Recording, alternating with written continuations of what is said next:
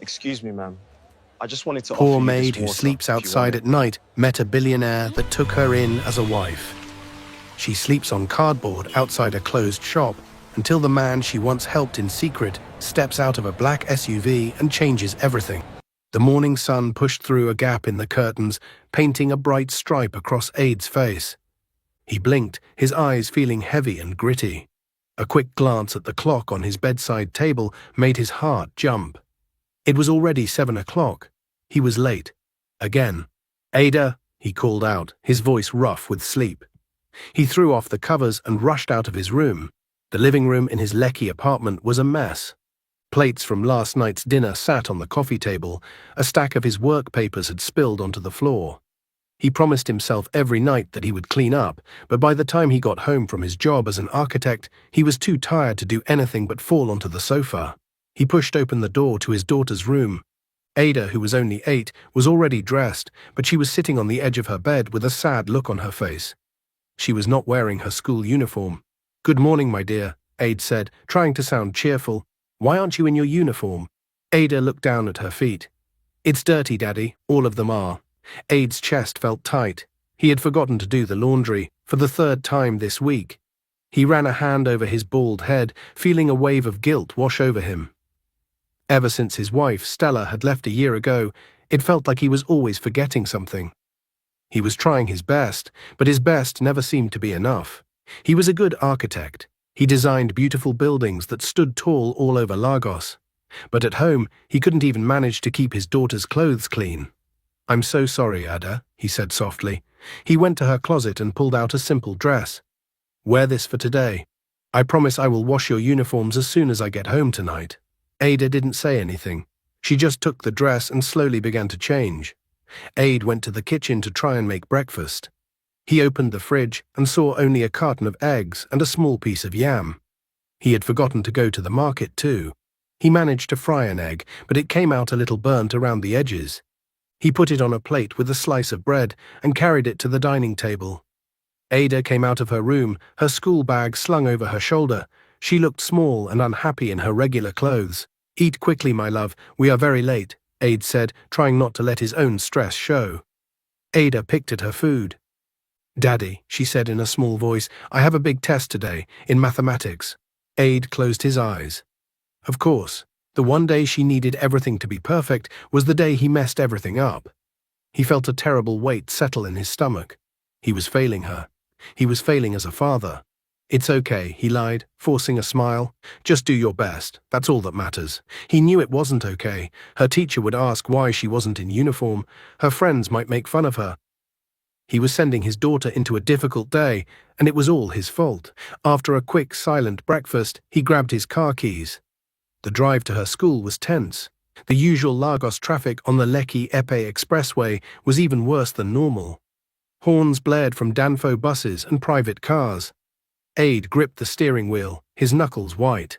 When they finally arrived at the school gate, Ada didn't even say goodbye. She just opened the door and ran towards her classroom, her head down. Aid watched her go, his heart aching. He knew she was trying to avoid being seen by her friends.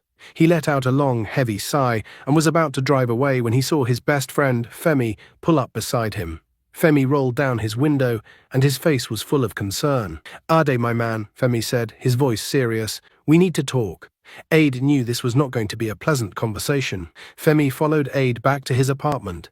As soon as they stepped inside, Femi's eyes swept over the messy living room. He didn't say anything, but his silence was louder than words. Aid felt a fresh wave of shame. He knew his home looked like a place where hope had given up. "Do you want some water?" Aid asked, moving to clear a space on the sofa. Femi shook his head. He sat down in one of the clean armchairs, his expression grim. "I'm not here for water, Aid. I came to see you because I'm worried." Aid sat down on the sofa, feeling tired to his bones. "Worried about what?" he asked, though he already knew the answer. "About you." "About Ada," Femi said, leaning forward. "I just dropped my son at school, and I saw Ada running into her class. She wasn't in her uniform, man. She looked so sad." Ad looked away, staring at a crack in the wall. "I know. I forgot to do the laundry." "It's not just the laundry, Aid," Femi continued, his voice firm but not unkind. "It's everything. When was the last time you had a proper meal?" When was the last time you took Ada to the park? You look exhausted. You're working all the time, and when you're not working, you're just sitting here lost in your thoughts. Aid felt a spark of anger. It was easy for Femi to judge. Femi had a wife who managed his home and took care of his children. Femi didn't know what it was like to be alone, to carry the weight of everything on his own shoulders. You don't understand, Aid said, his voice low. Then make me understand, Femi insisted. I'm your best friend. I've known you since we were boys in Ibadan. I know you're still hurting because Stella left. But you can't let that pain destroy you and your daughter's life. Ada needs you, Aid. She needs her father. The anger in Aid's chest faded, replaced by a deep, aching sadness. Femi was right. He was so caught up in his own grief that he was becoming a ghost in his own home. He was there, but he wasn't really present for Ada. I'm trying, Femi, he whispered. I really am, but I'm so tired. By the time I get home, I have no energy left. I fell asleep on the sofa last night. Ada had to wake me up this morning. Femi's expression softened. He saw the genuine pain in his friend's eyes. I know you're trying, my brother, but you can't do this alone. It's too much for one person. Ada ran his hands over his face. What am I supposed to do? I can't quit my job. No one is asking you to quit your job, Femi said gently, but you need help. You need someone to manage the house, to cook the meals, to make sure Ada's uniforms are clean and ready for school. Ada looked up, confused. Who? My mother is in the village, and she's too old. I'm talking about a nanny, Aid, Femi said. A good, reliable housekeeper who can take care of things here so you can focus on your work and, more importantly, on being a father to Ada when you're home. Aid shook his head immediately. A stranger in my house? No, I don't want that. I don't trust anyone. The thought of another woman in the space that Stella had once occupied made him feel uncomfortable. Not all women are like Stella, Femi said softly but firmly. There are good people out there. My cousin runs an agency. She finds very good, trustworthy domestic staff. Let me talk to her. Let me find someone for you. Aid was silent for a long time. He looked around his messy living room, at the stacks of unwashed plates, at the dust gathering on the shelves. He thought of Ada's sad face that morning. He knew he couldn't continue like this. Something had to change. Finally, he looked at Femi and nodded slowly. Okay, he said, his voice barely a whisper. Okay, find someone. Femi smiled, a look of relief on his face. I will, my brother, I promise. We will fix this. A tiny part of Aid felt a flicker of hope. Maybe Femi was right. Maybe help was what he needed. But another, larger part of him was filled with doubt. Could a stranger really fix the broken pieces of his life? That evening, Aid made a special effort. He left work a little earlier than usual and stopped at a small market in Lekki to buy fresh fish and vegetables. He was determined to cook a proper meal for Ada. He wanted to make up for the terrible morning. The aroma of fried fish and jollof rice soon filled the apartment, masking the smell of stale air. When Ada came home from her after-school lessons, she looked surprised to see the table set and dinner ready. Wow, Daddy, you cooked, she said, a small smile touching her lips for the first time that day. Of course, my love, Aid said, feeling a warmth spread through his chest. Sit down, let's eat. But as they sat at the table, the smile on Ada's face slowly faded. She pushed the rice around her plate with her fork, but didn't take a single bite. What's wrong? Don't you like it? Aid asked, his own appetite disappearing. Ada shook her head. It's nice, Daddy. Then why aren't you eating? He pressed gently. Ada looked down at her plate, her lower lip trembling.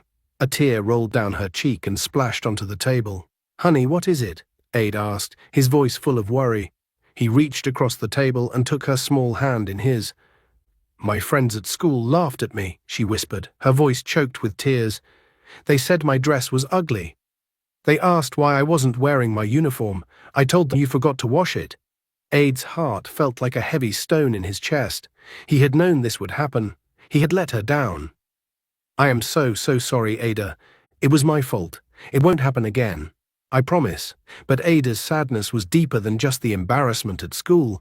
She looked up at him, her big brown eyes filled with a pain that seemed too large for her small face. I miss Mummy, she said, and the words were like a punch to Aid's gut. When Mummy was here, my uniforms were always clean. She used to plait my hair every morning. Aid felt helpless. He didn't know what to say. He missed Stella too, but his missing her was complicated. It was tangled with anger and betrayal. Stella had not just left him, she had abandoned them. She had chosen a different life, one that didn't include being a wife or a mother. He had tried to protect Ada from the truth, telling her that her mother had to travel for a very long job. "I know you do, my love," he said, his voice thick with emotion. He pulled her into his arms, holding her tight as she cried against his chest. Her small body shook with sobs, and Aid felt his own eyes grow wet. He rocked her gently, whispering promises that he wasn't sure he could keep. "It's going to be okay. I'll do better. I promise." That night, as he tucked Ada into bed, she was still quiet and withdrawn. She didn't ask for a bedtime story. She just turned to face the wall, her small shoulders slumped in defeat. Aid stood in the doorway of her room for a long time, watching her. The silence in the apartment was deafening. He realized that the house wasn't just messy. It was empty. It was missing the laughter and warmth that a family should have. He walked back into the living room and slumped onto the sofa. He picked up his phone and saw a message from Femi. "I found someone. Her name is Grace. She can come for an interview tomorrow. She has excellent references." Aid stared at the message. A nanny, a stranger. He still wasn't sure it was the right thing to do, but as he thought of Ada's tears and her whispered words, "I miss Mummy." He knew he had no other choice. He couldn't fix the past. He couldn't bring Stella back, and even if he could, he wouldn't. But maybe, just maybe, he could start to build a better present for his daughter. He typed back a short reply to Femi, "Tell her to come." He made a silent promise to his sleeping daughter. He would fix this. For her. The next day, Aid arranged to work from home in the afternoon so he could meet the nanny candidate. He was nervous. His heart was a tight knot of skepticism and hope. He wanted this to work for Ada's sake, but he was afraid of letting someone new into their broken little world. At exactly 2 o'clock, the doorbell rang. Aid took a deep breath and opened the door. Standing there was a woman who looked to be in her late 20s. She was neatly dressed in a simple blouse and skirt, her hair pulled back in a tidy braid. She had a calm, kind face. "Good afternoon, sir," she said, her voice polite. "My name is Grace. I'm here for the interview." Aid recognized her immediately. She was the woman he had seen outside Ada's school a few weeks ago, the one who had stayed with Ada when he was stuck in traffic and running late. She had been so patient and kind to his daughter. "Please, come in," Aid said, a little of his tension easing. He led her into the living room, which he had made an effort to tidy up that morning. They sat down, and Aid tried to be professional. He asked her about her experience, her qualifications, and why she wanted the job. Grace answered each question calmly and confidently. She had worked for 2 other families in Lagos, and she had glowing letters of recommendation. "Why did you leave your last job?" Aid asked, trying to find a flaw. "The family relocated to the UK, sir," she explained. "They wanted me to come with them, but my own family is here in Nigeria." Aid nodded, impressed by her loyalty. He looked at her, really looked at her, and saw a quiet strength in her eyes. She didn't seem like someone who would run away when things got tough. "This job is not easy," Aid found himself saying, his voice more honest than he intended. My daughter's mother is not with us. It's just the 2 of us. The house is often a mess. I work long hours. Ada, she has been very sad lately." Grace listened without interrupting. Her gaze was full of empathy. "I understand, sir," she said softly. "Children need stability. They need routine, and they need to know they are loved." Her words struck a chord with Aid. It was exactly what he had been failing to provide. He felt a sudden, surprising urge to trust her. This woman, this stranger, seemed to understand his family's pain without him needing to spell it out. "You're hired," he said, the words coming out before he could second-guess them. Grace looked a little surprised by his quick decision, but she smiled. "Thank you, sir. I promise I will do my best for you and your daughter." "I have some rules," Aid said, trying to regain his professional composure. "You will be responsible for all the housekeeping, cooking, and laundry. You will help Ada with her homework. You are to be here from Monday to Saturday. Most importantly, your focus must be on Ada. Her well-being is the top priority." "Of course, sir," Grace said, her smile never wavering. "And one more thing," Aid added, his voice firm. "This is a professional arrangement. I expect you to maintain a professional distance. Mind your business and stick to your duties." He needed to set that boundary. He couldn't handle any more emotional complications in his life. Grace simply nodded.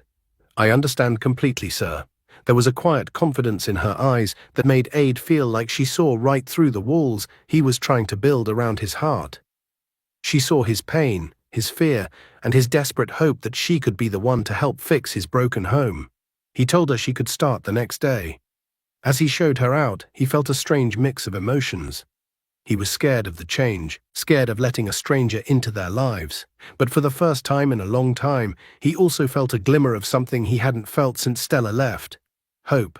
Maybe, just maybe, Grace was the answer to his silent prayers. Grace arrived early the next morning, her face bright and ready for the day. Aid was rushing around, trying to get himself and Ada ready. The apartment was already slipping back into its usual state of chaos. "Good morning, sir." "Good morning, Ada," Grace said with a warm smile. Ada, who was still feeling sad and withdrawn, just mumbled a quiet, "Good morning," and looked away. She clearly saw Grace as a stranger who was trying to take her mother's place. Grace didn't seem bothered by Ada's coldness. She simply put her bag down and looked around. "Sir, why don't you focus on getting ready for work? I can make breakfast and get Ada's lunchbox packed." Aid hesitated for a moment, not used to someone else taking charge. But he was running late, so he nodded gratefully. "Thank you, Grace." He went to his room to finish getting dressed. From the kitchen, he could hear the quiet, efficient sounds of Grace at work. There was no loud clattering of pots and pans, just a calm, steady rhythm. When he came out a few minutes later, the smell of freshly made pancakes filled the air. Ada was sitting at the table, a plate of warm pancakes in front of her. She was still quiet, but she was eating, her eyes wide with surprise. "This is good," she said softly when she saw her father. Grace smiled. "I'm glad you like it, Ada. I packed some for your lunch, too." Aid was amazed. In less than 30 minutes, Grace had brought a sense of order and peace to their chaotic morning. He felt a weight lift from his shoulders. "I have to go," he said, picking up his briefcase. "Grace, Ada's school bus comes at 8. Please make sure she is ready." "Yes, sir," Grace replied. "Have a good day at work." As Aid drove to his office, he couldn't stop thinking about the scene he had left behind. For the first time in months, he wasn't worried about Ada being late or going to school hungry. He felt a sense of relief so profound it almost made him emotional. That evening, when he returned home, he was greeted by a sight that nearly brought tears to his eyes. The living room was spotless. The stray papers were neatly stacked. The old plates were gone and the floor was shining. The entire apartment felt lighter, brighter. And then he heard it. Laughter. It was Ada's laughter, clear and joyful. He followed the sound to the living room and saw Ada and Grace sitting on the floor, playing a board game. Ada's face was lit up with a happiness he hadn't seen in a very long time. "Daddy, you're home," she cried, jumping up to hug him. "Grace and I were playing Ludo. I'm winning." Aid hugged her back, his heart full. He looked at Grace, who was smiling at them. "Welcome back, sir," she said. "Dinner is almost ready." The contrast between this evening and the countless sad, silent evenings before was overwhelming. Grace had been in their home for less than a day, but she had already worked a miracle. She had brought back the light that had been missing for so long. Later, as they ate dinner together, Aid watched Grace and Ada interact. Grace was patient and kind, listening to Ada's stories about her day at school. She wasn't trying to be a mother. She was just being a caring, attentive friend. And Ada was responding to it. She was opening up, her sadness slowly melting away. That night, for the first time in over a year, Aid went to bed feeling a sense of peace. He knew that hiring Grace was the best decision he had ever made. The house was no longer just a building, it was starting to feel like a home again. And as he drifted off to sleep, the sound of his daughter's laughter echoed in his mind. The days that followed settled into a new, comfortable routine. Grace was a quiet force of nature in the house. She cleaned, she cooked, and she managed everything with an efficiency that Aid found both impressive and a little intimidating. But it was her relationship with Ada that truly touched his heart. Grace understood that Ada was still grieving for her mother, so she never tried to take Stella's place. Instead, she became a steady, gentle presence in Ada's life. She braided Ada's hair in the morning, making intricate styles that Ada loved. She packed her lunch with little notes that said things like, "Have a wonderful day," or "You are a star." One afternoon, Aid came home to find Ada sitting at the dining table, a frustrated frown on her face. Her math homework was spread out in front of her. "I don't get it," Ada grumbled, pushing the book away. It's too hard. Aid was about to try and help, but he was never very good at math. Before he could say anything, Grace came and sat down next to Ada. Let's look at it together, Grace said in her calm, patient voice. She picked up a pencil and started to explain the problem in a way that was simple and easy to understand. She drew little pictures to illustrate the numbers, turning the difficult assignment into a fun game. Aid watched from the doorway, amazed. In a matter of minutes, Ada's frown had turned into a look of concentration and then into a bright smile of understanding. I get it now, Ada exclaimed. It's easy. See, I told you were a star, Grace said, ruffling her hair. She then went to the kitchen and came back with 2 small bowls of ice cream. A reward for a very smart girl. Ada's eyes lit up. She and Grace sat together, eating their ice cream and chatting like old friends. Aid felt a warmth spread through him. Grace wasn't just doing her job. She was genuinely caring for his daughter. She was healing the small, sad parts of Ada's heart with her quiet kindness. Later that evening, as Ada was getting ready for bed, she did something that surprised everyone. She ran to Grace and gave her a tight hug. Thank you for helping me, Grace, she whispered. Grace looked taken aback for a moment, and then her face softened into a beautiful smile. She hugged Ada back gently. You're welcome, my dear. Anytime. The gesture was small, but to Ada it felt monumental. It was a sign that Ada was starting to heal, starting to trust again. And it was all because of Grace. After Ada was in bed, Aid found Grace in the living room, quietly folding laundry. Thank you, he said, his voice full of gratitude, for everything you're doing for Ada. Grace looked up, her expression humble. I'm just doing my job, sir. No, it's more than that, Aid insisted. You're very good with her. She hasn't been this happy in a long time. Grace smiled, a faint blush coloring her cheeks. She's a wonderful girl. It's easy to care for her. They stood in comfortable silence for a moment. The house was quiet and peaceful. Aid realized that he was starting to feel more relaxed too. The constant knot of worry in his stomach was beginning to loosen. He was sleeping better, eating better, and he was able to focus more at work. Knowing that things at home were in good hands, he was grateful to Grace, more grateful than he could put into words. She had brought not just order to their house, but also a glimmer of light and hope. As he watched her fold his daughter's clothes with such care, he felt a strange, unfamiliar warmth in his chest. It was a feeling he hadn't allowed himself to feel for a very long time. As weeks turned into a month, the transformation in Aid's home became even more apparent. The apartment was no longer just a clean space. It was filled with life.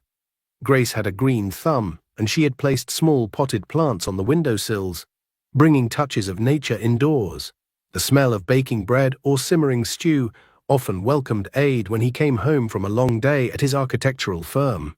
More importantly, Ada was blossoming. She was no longer the quiet, sad little girl who ran from her friends. She was bright and cheerful, her laughter echoing through the halls. She and Grace had become inseparable. They would do homework together, play games, and sometimes Aid would come home to find them in the kitchen, baking cookies and making a happy mess. Aid found himself looking forward to coming home. The heavy feeling that used to greet him at the door was gone, replaced by a sense of peace and anticipation. He started leaving work on time, eager to spend the evenings with his daughter and, he admitted to himself, with Grace. He enjoyed their simple family dinners. They would talk about their day, and Aid would listen as Ada and Grace shared jokes and stories. He found himself laughing more, his own stress and sadness slowly fading into the background. One rainy Lagos afternoon, Aid managed to finish his work early. The sky was grey, and a steady downpour was turning the streets into rivers. He decided to surprise Ada by picking her up from school himself. When he walked into the apartment, he was met with a scene that made him stop in his tracks. The living room was cozy and warm, a stark contrast to the storm outside. Ada and Grace were curled up on the sofa, a blanket spread over their laps. Grace was reading a storybook aloud, her voice soft and expressive. Ada was listening with wide, captivated eyes, her head resting against Grace's shoulder. They didn't notice him standing there. The moment was so private, so full of peace and contentment, that Aid felt like an intruder. He watched them for a few seconds, a powerful wave of emotion washing over him. This was what a family felt like. This was the warmth he had been missing for so long. He felt a genuine smile spread across his face, a smile that reached his eyes. It wasn't forced or polite, it was real. Just then, Grace looked up and saw him. Her own face broke into a surprised, welcoming smile. "Daddy!" Ada cried, scrambling off the sofa to hug him. "I came to pick you up, but it seems you are having a good time," Ada said, hugging her tightly. "Grace was reading me a story about a brave princess," Ada said excitedly. Ada looked at Grace over Ada's head. Their eyes met, and in that moment, a silent, unspoken understanding passed between them. He was grateful for her, and she knew it. She saw the change in him, the slow return of the happy, relaxed man he used to be. "Welcome home, sir," Grace said, her voice soft. "Please, Grace," Ada said, surprising himself. "Call me Ada." A small blush appeared on her cheeks, but she nodded. "Okay, Ada." That evening felt different. The professional barrier between them seemed to have softened. They talked more freely, sharing their own stories and experiences. Ada learned that Grace had grown up in a small town near Ibadan and had always dreamed of living in a big city like Lagos. She told him about her love for books and her passion for cooking.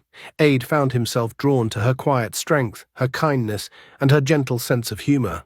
He was starting to see her not just as a nanny, but as a woman, a beautiful, intelligent, and compassionate woman. As he lay in bed that night, listening to the rain drumming against the window, he realized something that both scared and excited him. He was starting to have feelings for Grace. It was a dangerous thought, one that went against all the rules he had set for himself, but as he thought of her warm smile and the way she had brought so much light back into his and Ada's lives, he couldn't deny the truth. The glimmer of hope she had brought into his home was starting to feel a lot like love. Life in Ada's apartment had found a happy, peaceful rhythm. The mornings were no longer a frantic rush, but a calm routine orchestrated by Grace. The evenings were filled with the sound of Ada's chatter, the smell of delicious food, and a growing, comfortable warmth between Ada and Grace. He hadn't felt this content in years. He was finally starting to believe that he and Ada could truly be happy again. One Friday evening, Ada was sitting on the sofa, reviewing some architectural plans. Grace was in the kitchen, humming softly as she prepared dinner. Ada was in her room, finishing up her homework. It was a perfect, ordinary evening. Then the phone rang. Ada picked it up without looking at the caller ID. "Hello?" There was a pause on the other end, and then a voice he hadn't heard in over a year spoke his name. "Ada, it's me." His blood ran cold. It was Stella. His entire body tensed up. He hadn't spoken to his ex-wife since the day she walked out on them. She had sent a few text messages in the beginning, full of vague excuses, but then she had disappeared completely. "Stella," he said, his voice tight. "What do you want? Is that any way to greet your wife?" she asked, her voice light and casual, as if they had just spoken yesterday. "You are not my wife," Ada said sharply. "Not anymore." He could almost hear her shrug on the other end of the line. "Details, details. Anyway, I have wonderful news. I'm back in Lagos." Ada felt a surge of panic. "Back in Lagos? Why? After all this time, why now?" "And I want to see Ada," Stella continued, her voice taking on a demanding tone. "She is my daughter after all. I'll come by the house tomorrow." "No," Ada said immediately. "You can't just show up here whenever you feel like it. You lost that right when you left." Stella laughed, a sound that grated on Ada's nerves. "Don't be so dramatic, Ada. I'm her mother. I have every right to see her. I'll be there around noon. Make sure she's ready." Before Ada could argue further, she hung her up. He stood in the middle of the living room, the phone still pressed to his ear, his hand shaking. The peace and contentment he had been feeling just moments before had shattered into a million pieces. All the old feelings of anger, betrayal, and hurt came rushing back, suffocating him. Stella was back. The ghost of his past had returned to haunt him. He didn't know what to do. How could he let her see Ada? After a year of silence, she couldn't just waltz back into their lives and pretend nothing had happened. He knew her presence would only confuse and hurt his daughter. Just then, Grace walked out of the kitchen, a tray of drinks in her hands. She saw the look on his face and her smile faltered. "Ada," she asked, her voice full of concern, "is everything okay? You look like you've seen a ghost." Ada looked at her, his heart pounding in his chest. He didn't know how to explain what had just happened. He didn't want to bring the darkness of his past into the new, fragile world of light they had started to build. But looking into Grace's kind, worried eyes, he knew he couldn't hide it from her. The storm was coming, and he was afraid he couldn't face it alone. He opened his mouth to speak, but no words came out. The peaceful rhythm of his new life had just been broken, and he had no idea how to fix it. Aid stared at Grace, his mind racing. The professional boundary he had tried so hard to maintain suddenly felt foolish and unnecessary. He needed to talk to someone, and the calm, steady presence of Grace felt like the only safe harbor in his sudden storm. "It was my ex-wife," he said, his voice barely a whisper. "Her name is Stella. She's back in Lagos. She wants to see Ada." Grace put the tray down on the coffee table. She didn't say anything, but her eyes were full of a deep, quiet empathy. She simply waited for him to continue. Encouraged by her silent support, Aid found himself opening up in a way he never had before. He told her about his marriage to Stella, about how happy they had been in the beginning. He told her how things had slowly started to fall apart, how Stella had become distant and unhappy, always searching for something more, something different. "She was always talking about a bigger life," Aid explained, the words tumbling out of him. "She felt trapped here. She said being a wife and a mother wasn't enough for her. And then one day I came home from work, and she was just gone. She left a note. Said she needed to find herself." He hadn't spoken about this to anyone, not even Femi. The shame and pain were too deep, but with Grace it felt different. She listened with such genuine compassion that he felt safe enough to be vulnerable. "She abandoned us, Grace," he said, the old hurt fresh in his voice. "She abandoned her own daughter. For a whole year there was nothing, no calls, no messages, and now she just calls and expects to walk back into our lives like nothing happened." He finally looked at Grace, expecting to see judgment, pity in her eyes. Instead, he saw only understanding. "I'm so sorry, Aid," she said softly. "That must have been incredibly difficult for you and for Ada." There was no judgment, no criticism, just simple, heartfelt empathy. It was exactly what he needed to hear. "I don't know what to do," he confessed. "I don't want Ada to get hurt again. Stella's return will only confuse her." Grace was quiet for a moment, choosing her words carefully. "Ada is a smart and resilient girl," she said, "but she is also sensitive. You're right to want to protect her." She paused, then added, "But you don't have to face this alone. You and Ada are a team, and I'm here to help in any way I can." Her words were a lifeline. The burden on his shoulders suddenly felt a little lighter, as if she had taken a piece of it for herself. The thought of facing Stella with Grace by his side gave him a strength he didn't know he had. "Thank you, Grace," he said, his voice thick with emotion. "That means more than you know." They sat in silence for a while, a new, deeper connection forming between them. It was no longer just an employer and his nanny. It was two people sharing a moment of vulnerability. Two souls connecting in a quiet, unexpected way. Later that night, as Aid lay in bed, he thought about his conversation with Grace. He was still scared of Stella's return, but he no longer felt completely alone. Grace's quiet strength and unwavering support had given him courage. He realized that she had become more than just a nanny. She was a friend, a confidant, a partner in the challenging task of raising his daughter. He knew the days ahead would be difficult. Stella's return was bound to bring chaos and pain, but for the first time since the phone call, he felt a flicker of confidence. He looked at the closed door of his room and thought of Grace sleeping in the guest room down the hall. "You and Ada are strong," she had told him. "You will get through this." He held on to her words like a prayer. Maybe, with her help, they actually could. The next day, a heavy sense of dread hung over the apartment. Aid had told Ada that a visitor was coming, but he didn't have the heart to tell her it was her mother. He just wanted to protect her for as long as he could. Grace moved about the house with her usual quiet efficiency, but Aid could see the concern in her eyes.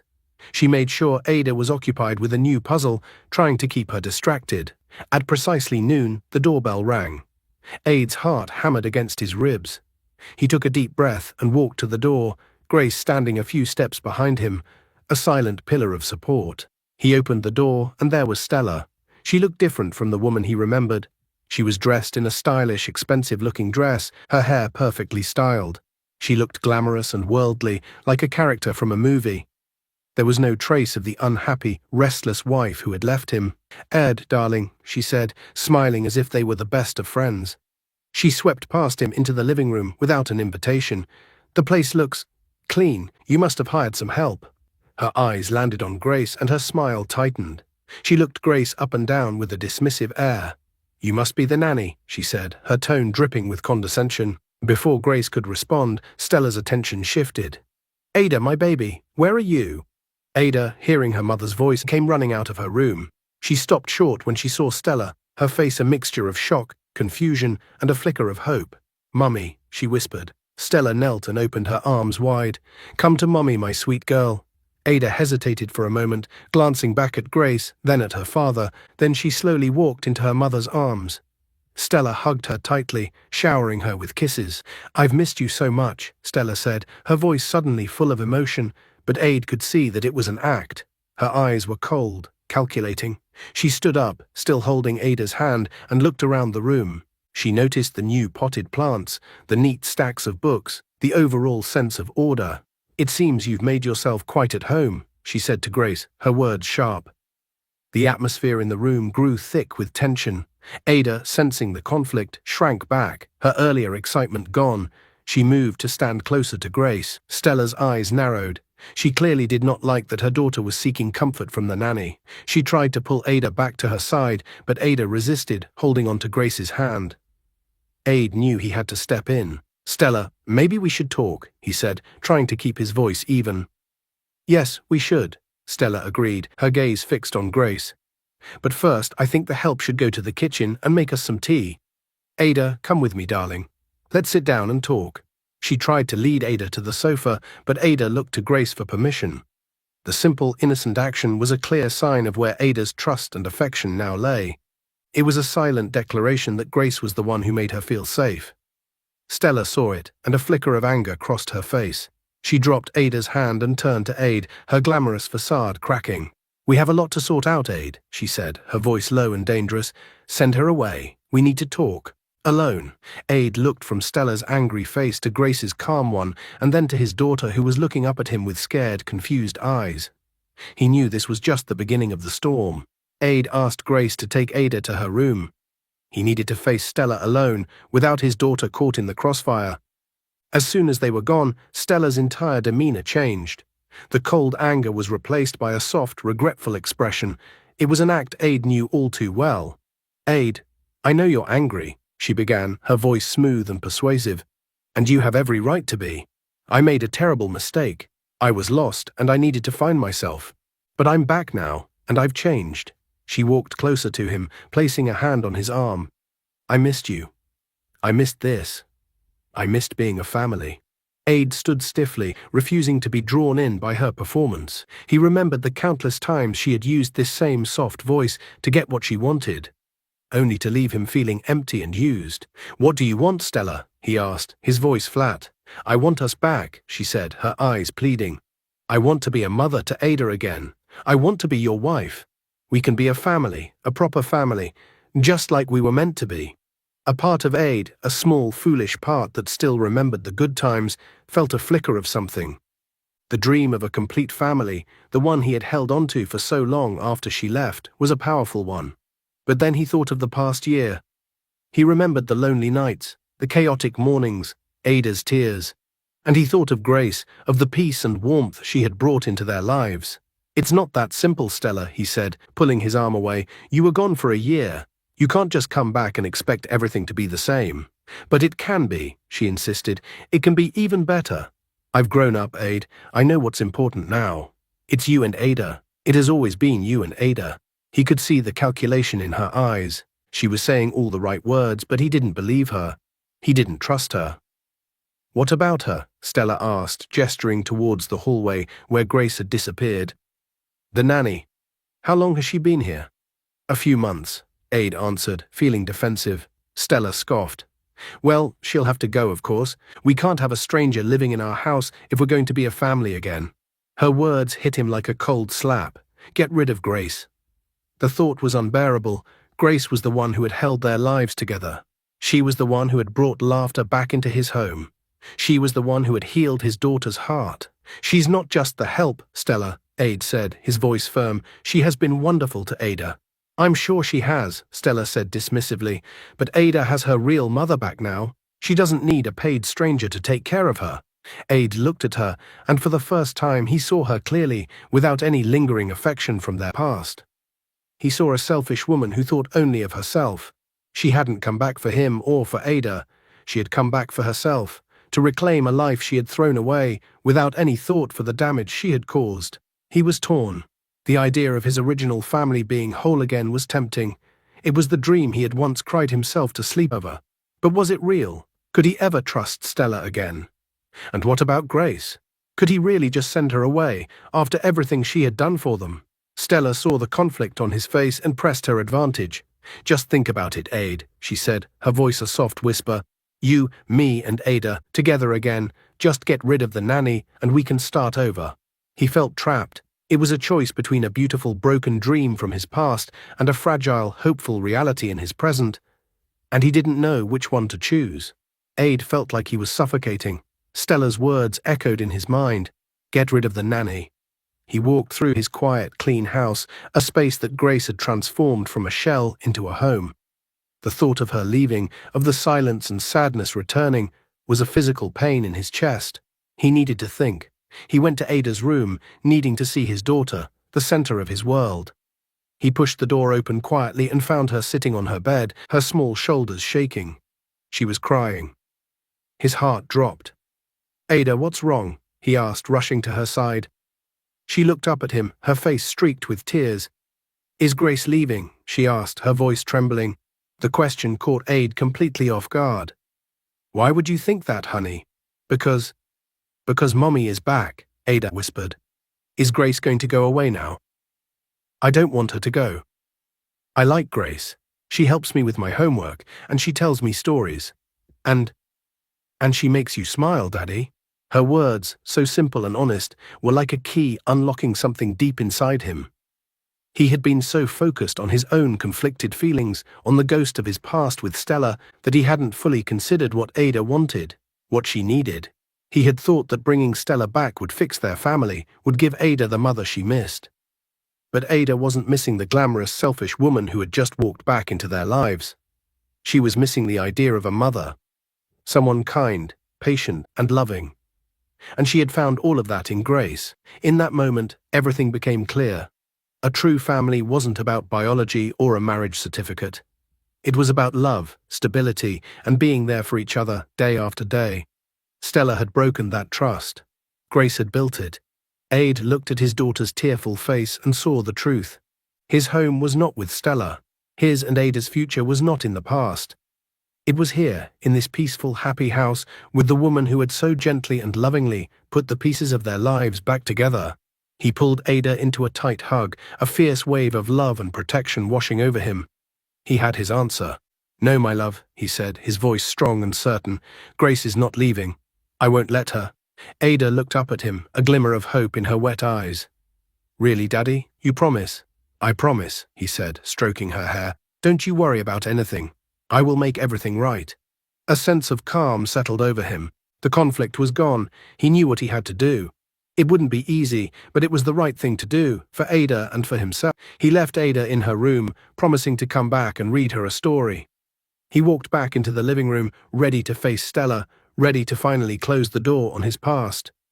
But when he entered the room, it was empty. Stella was gone. On the coffee table was a note written on a piece of expensive stationery. It read, "I'll be back tomorrow for your answer. Don't make the wrong choice. S." Aid crumpled the note in his fist. He had already made his choice. His family was here, in this house, and Grace was a part of it.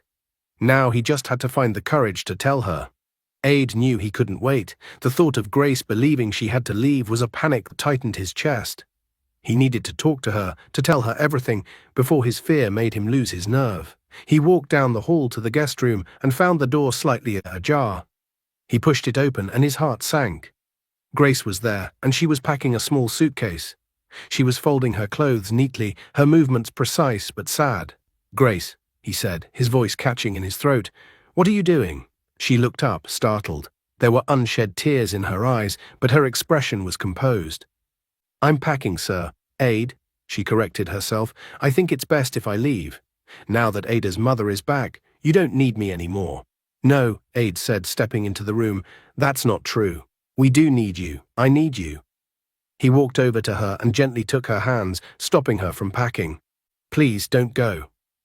Grace looked at him confused. "But your ex-wife..." She is my ex-wife for a reason, Aid said firmly. She is Ada's biological mother, but she is not the mother Ada needs. You are. You're the one who has been here. You're the one who brought the light back into our lives. He took a deep breath, his heart pounding. It was now or never. Grace, I know I set a lot of rules when you first came. I told you to keep a professional distance. But I can't do that anymore.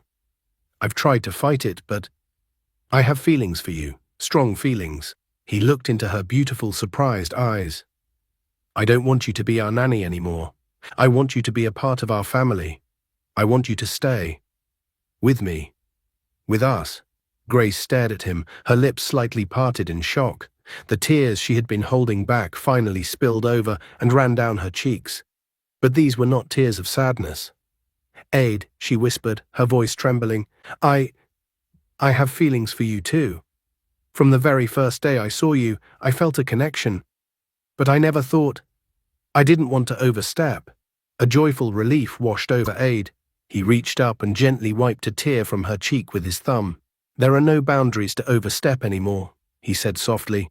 He was about to lean in and kiss her to seal this incredible new beginning, when a sharp voice cut through the tender moment. What exactly is going on here?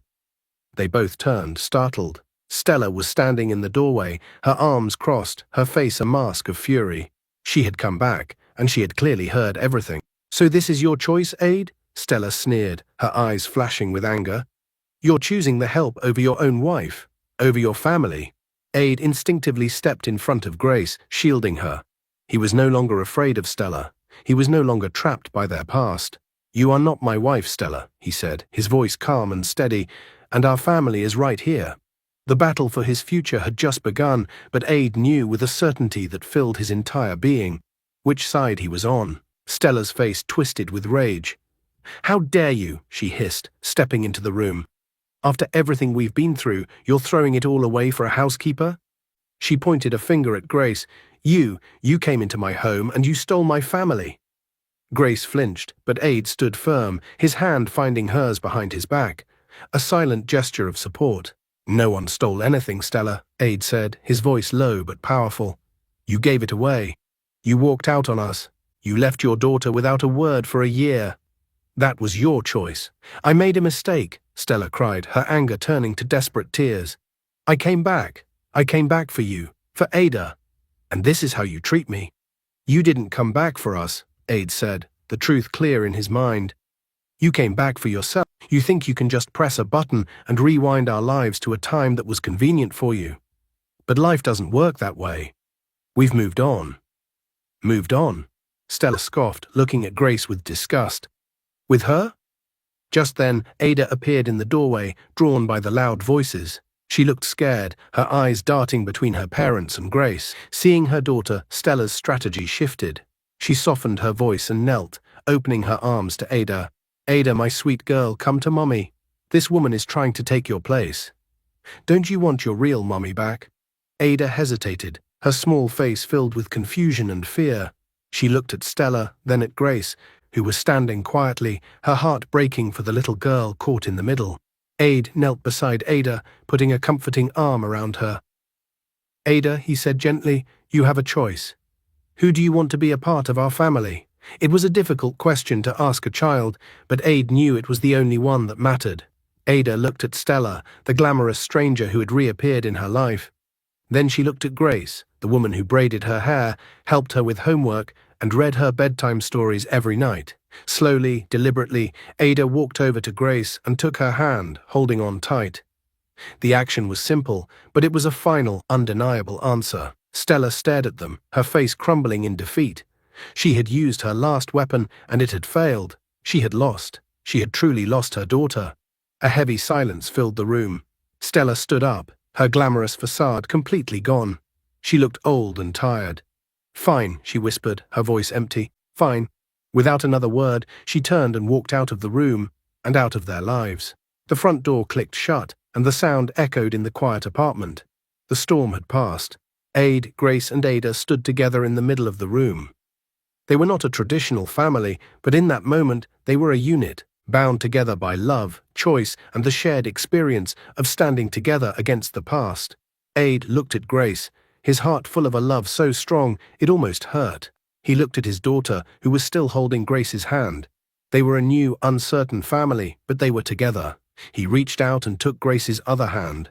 The three of them stood in a small circle, a quiet promise passing between them. They had a long way to go, but they would face it together.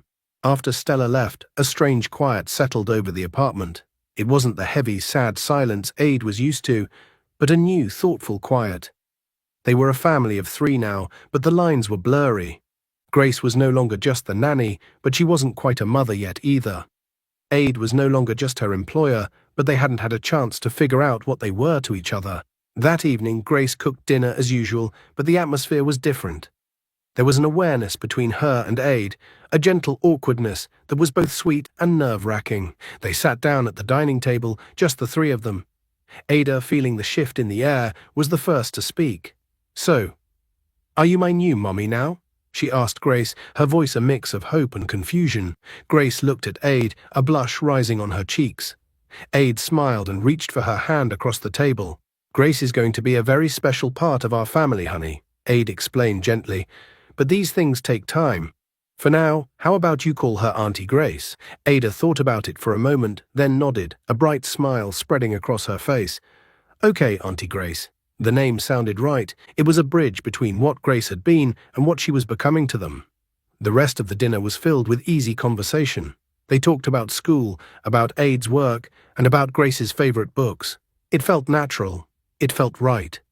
The house, which had once been a place of sadness and chaos, was now filled with a quiet, steady warmth.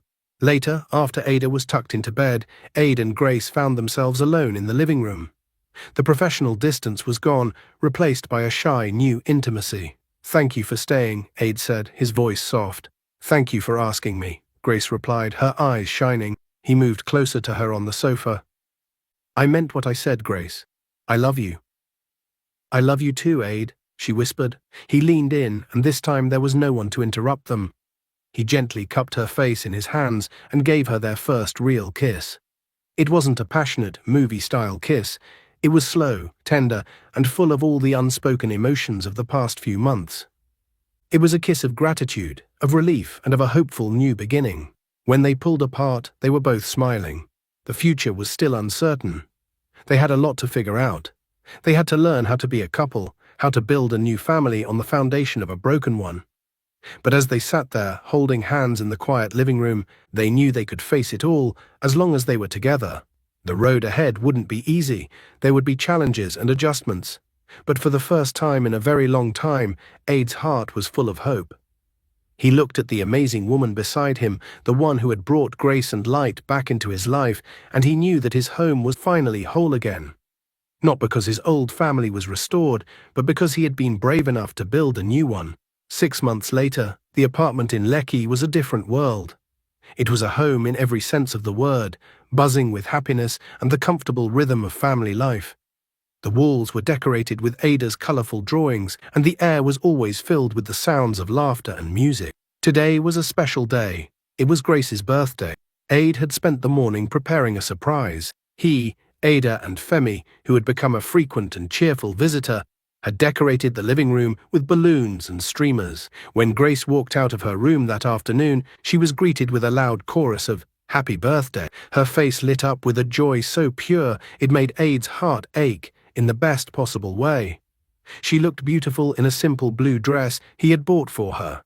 He walked over to her and gave her a loving kiss. "Happy birthday, my love," he whispered. Femi came forward, grinning from ear to ear. "Happy birthday, Grace. Thank you for saving my friend from himself." Everyone laughed. Femi had been their biggest supporter, and he was overjoyed to see his friend so happy. But the most special moment came from Ada. She ran to Grace, holding a large handmade card. On the front, she had drawn a picture of the three of them holding hands, with a bright smiling sun above them. Grace opened the card. Inside, written in Ada's neatest handwriting, were the words, "To Auntie Grace, the best mum in the whole world. I love you, from Ada." Grace's eyes filled with tears of joy. She knelt and pulled Ada into a fierce, loving hug. "Oh, Ada," she whispered, her voice thick with emotion, "I love you too."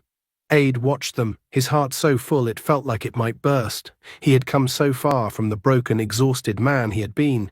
He had a loving partner, a happy daughter, and a home filled with peace. He walked over and wrapped his arms around both of them, completing their family circle.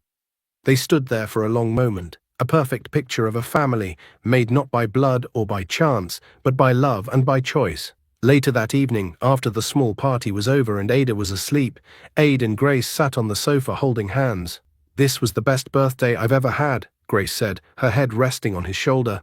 "It's just the first of many," Aid promised, kissing the top of her head. He looked around his home, at the colorful balloons and the remnants of the celebration.